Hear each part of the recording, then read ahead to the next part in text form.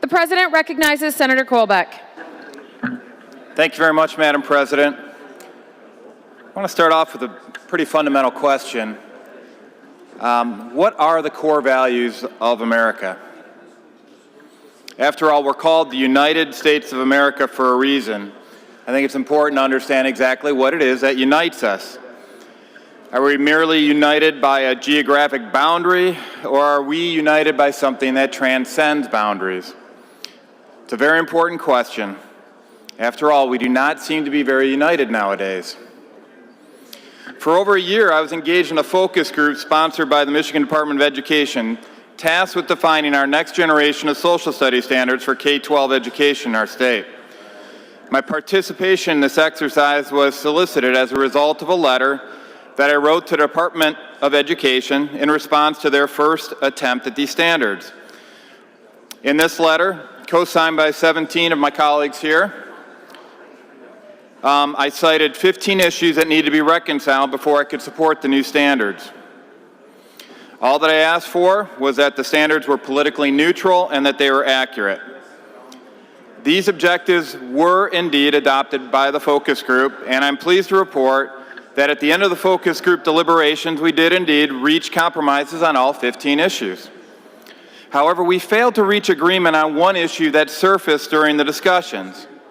What was that issue? The definition of our core values. In the wake of our deliberations, I took to social media and asked my citizens what they believed were our core values. There was no consensus there either.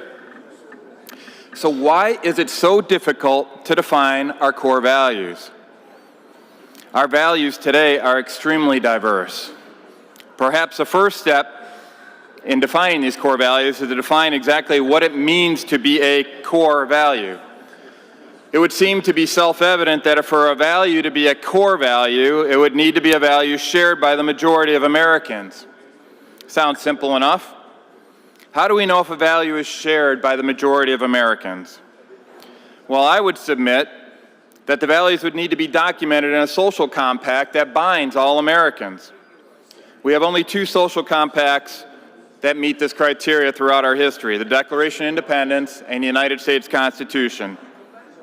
Of these two documents, I would submit that the Declaration was a statement of our core values, while the Constitution was a statement as to how we would structure our government to promote these values. So what exactly are the core values found in the Declaration of Independence? Well, number one, we're all created equal. Number two, we have unalienable rights endowed to us by our Creator. Number three, government authority comes from the consent of the governed.